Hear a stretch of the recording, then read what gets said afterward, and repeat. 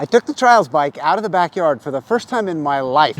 So for the first time, I got a chance to play around on some obstacles that weren't home constructed pallets and 2x8s, which was kind of fun. In fact, it was an absolute blast, and I learned a lot, mostly not necessarily because of the unique obstacle, but because of the interaction with somebody else. And they helped point out some things that I just really never understood before. The primary difference that I now understand is the speed at which we overcome an obstacle. Coming from more of a, I don't know, not necessarily motocross, but certainly big bike, get over the obstacle any which way you can. I have mostly approached things with just a little bit of momentum and speed. Ryan, who is an absolutely amazing trials rider, helped me understand a few things about how to clear the obstacle. And the single biggest clarification he provided was slowing the whole thing down. I've been doing almost everything in second gear. So going into first gear slows things down, that'll help a lot. And it changes the way that you think about clearing an obstacle. Here's the second part of this whole revelatory process of spending time in the wild on the trials bike. And it didn't come to me until after I reviewed some GoPro footage of my own attempts to get up over a rock. It's maybe, what, a 2 or 3 foot rock. It's not big and I can get over it, but it's never very clean, especially when I compare my actions to Ryan. Ryan bounces off the ground, jumps almost like a cat, landing his rear haunches on the tip of the rock and rides over from there.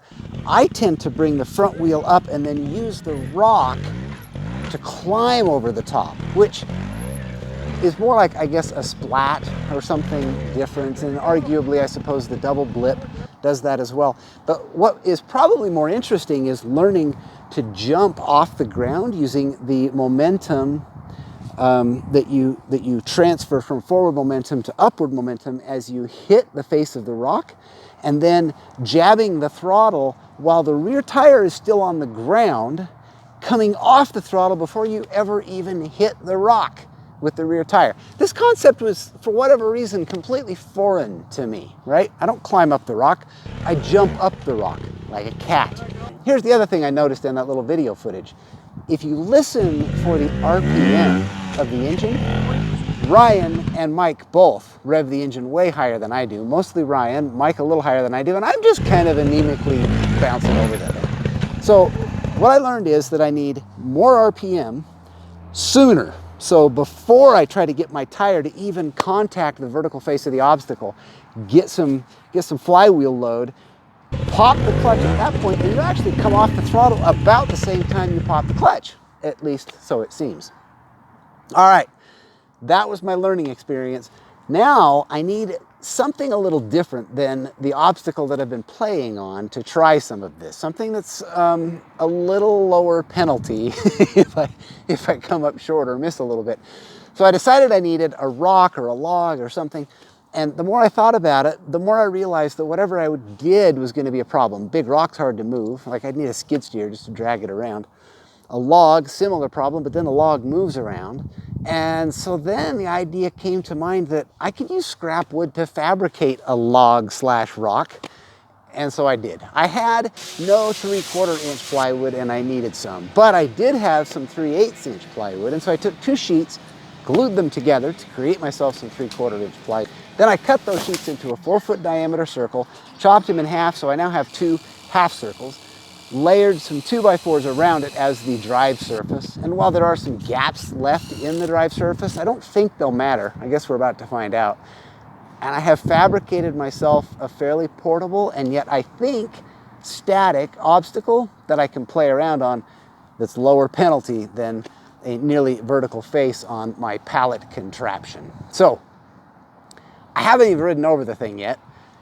Today I got a little bit of a clearing in the weather. It's still a bit chilly outside, but at least it's not raining and it's not snowing. There's even a little bit of sunshine out here today, so that's kind of a bonus.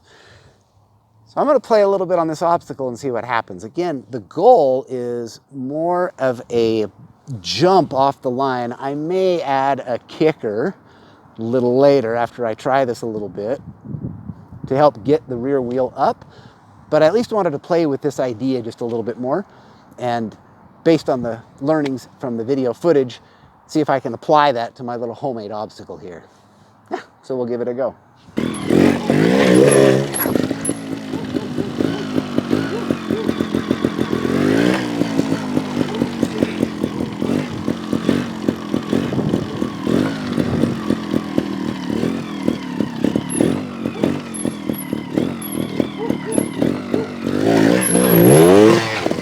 Yeah, so that did not work nearly as well. That was interesting. I've either got to stake that down or put another pallet in the front of it and attach it.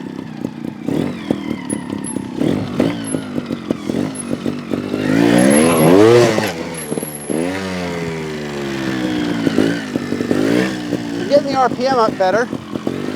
There's still no hop there.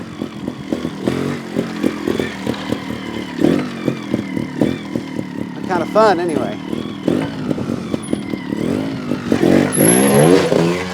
See, I'm coming off the throttle to where I don't have enough RPMs at the time that the tire is leaving the ground. I can't quite get my muscles to adapt to that very well. See, I'm just jumping over it. That's not the idea at all.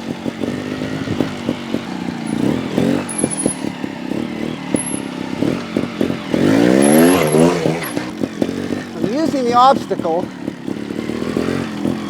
to get into the air. That's not the idea.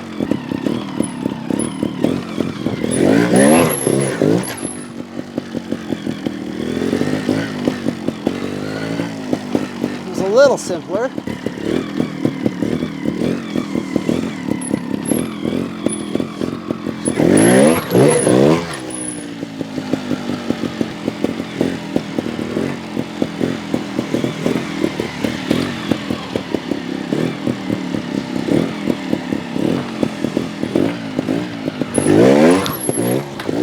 Well, it's fun, but I'm not getting what I want. I'm trying to land on top of the thing, not climb up the thing.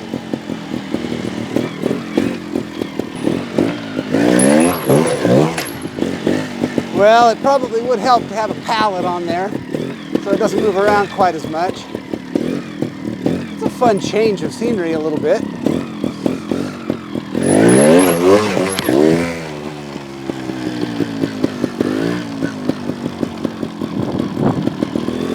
That was interesting.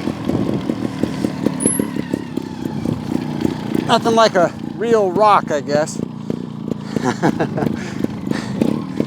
Yeah, the wife will be pleased. Not.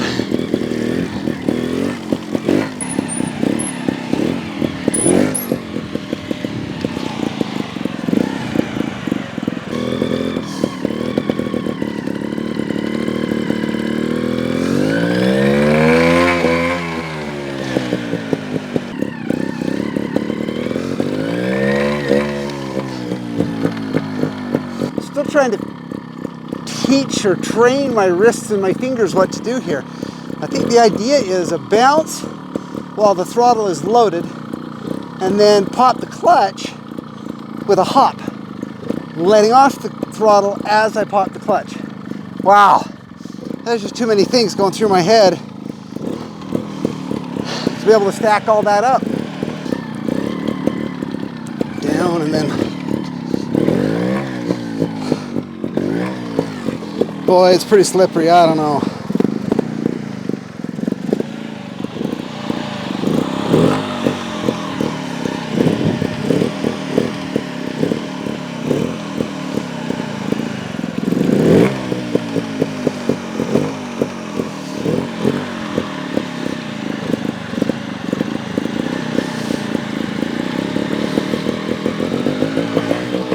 Like that.